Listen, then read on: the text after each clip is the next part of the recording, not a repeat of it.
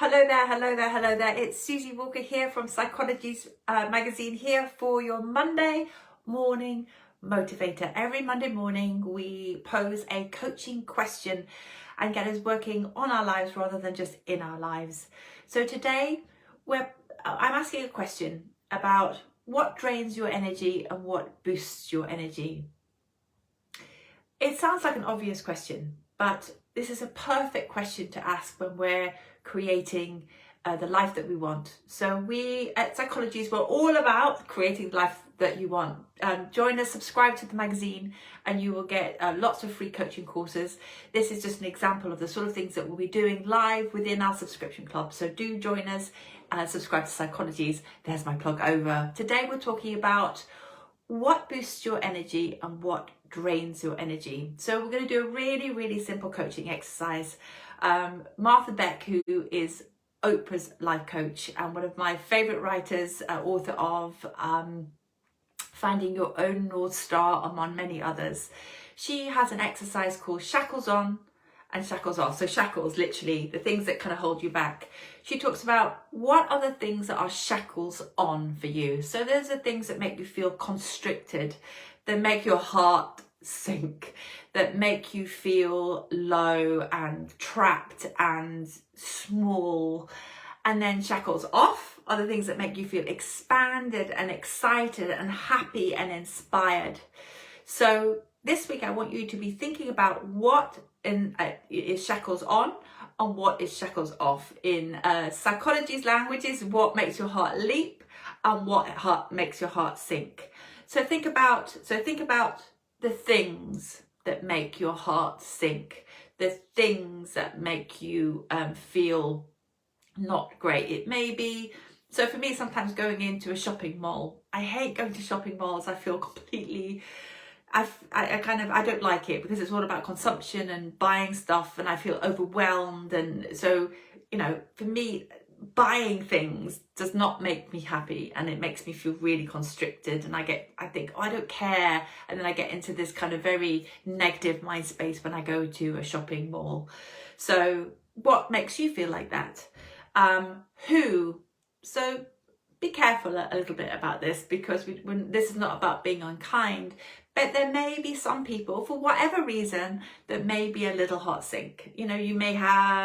They might be a little bit more controlling than you'd like, or they may might be not feeling great and have a more of a negative feel about their communications.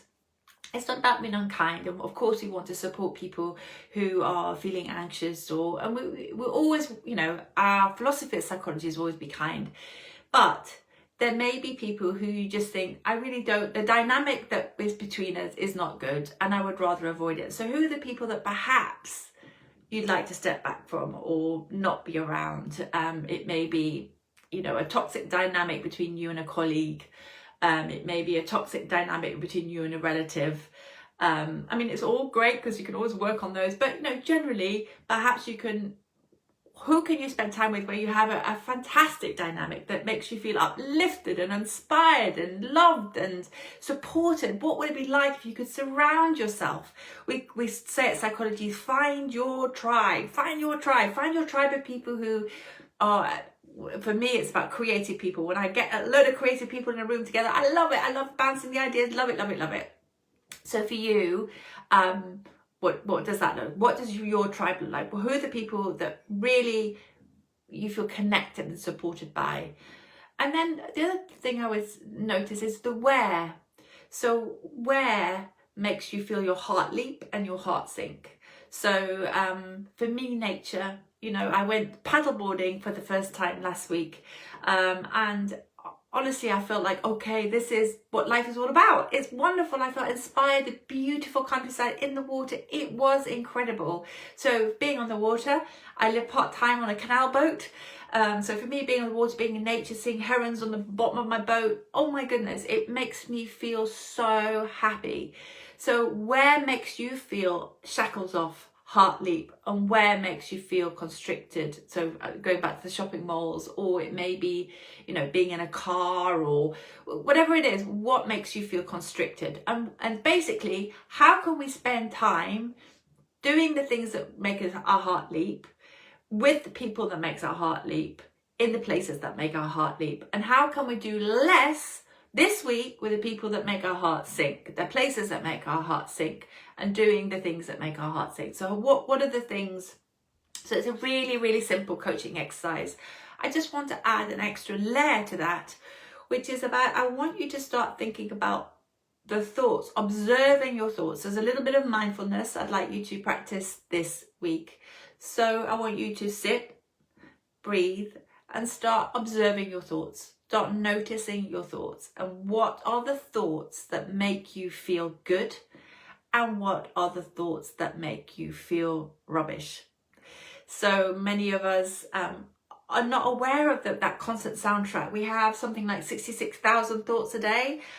What are the thoughts that you're constantly telling yourself? And what are the thoughts that make you feel good, and what makes you feel bad? So if you're constantly telling yourself, oh, I'm not very good at this, oh, I'm feeling nervous, I'm feeling anxious, I'm feeling blah, blah, blah. If you listen to that soundtrack, that is bound to make you feel low and attacked.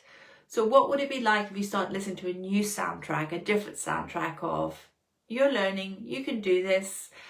Look at how you focus. Look at, it's a beautiful day outside. Start noticing different thoughts and putting your attention there. What we put our attention on expands. What we put our attention on expands. So the first piece is noticing your thoughts, and then starting to put your attention on the thoughts that will support you versus bring you down. So the shackles on thoughts and the shackles off thoughts. So that's your exercise for this week. Looking at the things that drain your energy and the things that boost your energy. So there are physical environments, there are people, there's the what of what you do every day that make either drain your energy or boost your energy. And then also there's the thoughts that you think that either drain your energy or boost your energy. If you could focus on that as one thing this week that you can do differently, and focus on the things that do boost your energy, I wonder how you'll feel by this time next week. Have a wonderful week, everyone. Psychologies Magazine, we're here to support you through this rather weird, wonderful time. Lots of love.